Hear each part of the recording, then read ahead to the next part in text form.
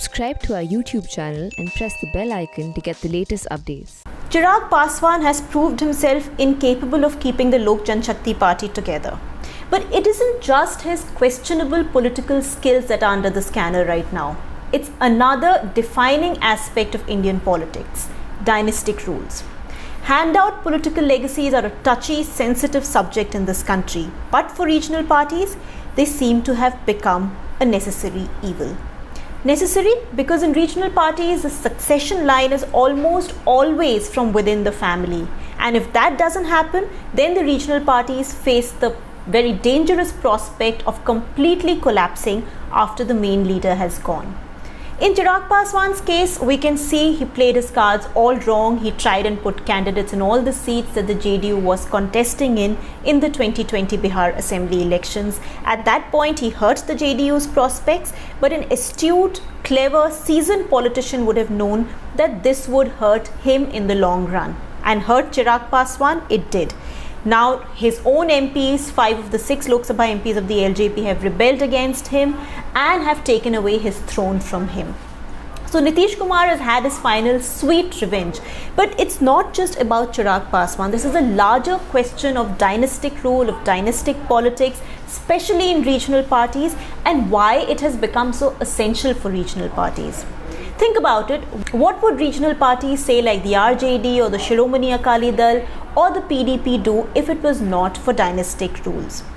Indian politicians are very insecure, they are very possessive about their turfs, and they don't make the effort of, and they do not want to groom a second rung of leadership unless there is a person from the family waiting in the wings. And that's true across political parties. But it becomes even more relevant for regional parties because national parties like the Congress and BJP have various state units, have strong state leaders who then can go on to become the big leader who can lead the party nationally. For instance, what Narendra Modi has done for the BJP. But in regional parties, they have a limited base. And in that case, what happens is that if there is nobody who's groomed to take over from the main leader, the party then starts disappearing into the shadows. Look at regional leaders, whether it's the Badals in Punjab, whether it's Bal Thackeray in Maharashtra, whether it's Karunanidhi and Jayalalitha in Tamil Nadu, whether it's Farooq Abdullah in Jammu and Kashmir, whether it's Naveen Patnaik in Orissa, or whether it is someone like Mamata Banerjee in West Bengal. All these regional leaders become cult figures. They drive not only their own political parties, but they drive the politics of the state. But what happens when these leaders are no longer around? What happens to the party? The best example is the AIADMK, which after Jayalalitha's death, it went into complete free fall. There was just no succession line that was defined.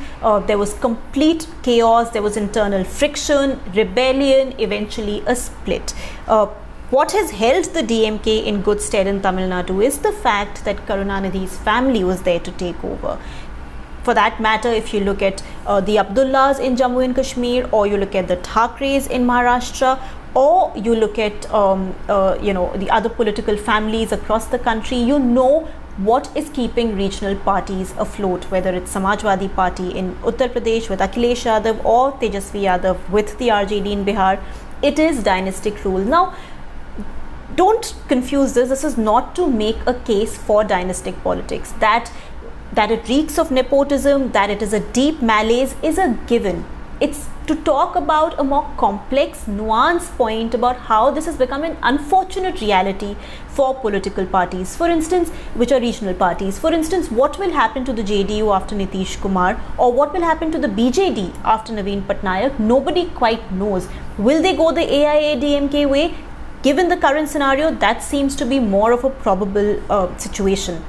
In fact, in the BJD, there was Jay Panda, who was a leader who could have taken over the mantle, but of course we know the rift he developed with Mr. Patnaik, and then he quit the party. Dynastic politics has got a bad name, and quite rightly so.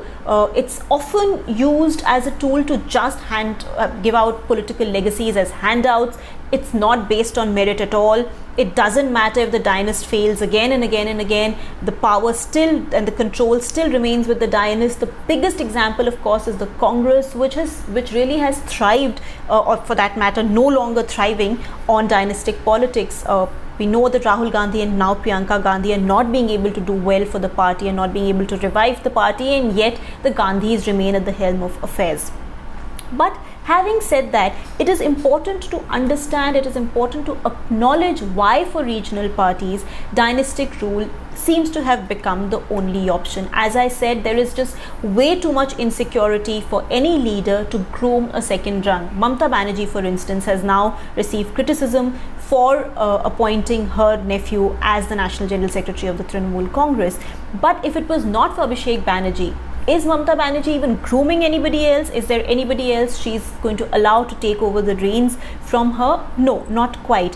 Which would then mean that the TMC would perhaps be on the brink of collapse after she goes, or it might disintegrate into several smaller outfits after that, after she's no longer active in politics. Obviously, a desirable way for whether it's a TMC or a JDU or an RJD to choose a successor would be merit, would be political astuteness, would be mass base. But for most regional leaders, well, blood seems to be thicker than their politics. They'd rather not have a successor if they don't have a blood relative waiting, and allow their parties to completely disintegrate, the political movements they've led to completely disintegrate. Not everybody is a Kanshi Ram who groomed a protege like Mayawati, who went on to take the BSP to greater heights. Unfortunately for India, most politicians don't have it in them to be able to see merit and to groom a second rung, which means that the evil, which is dynastic politics, has become a necessity for regional parties. For more, you can log on to our website theprint.in to read my column Politics.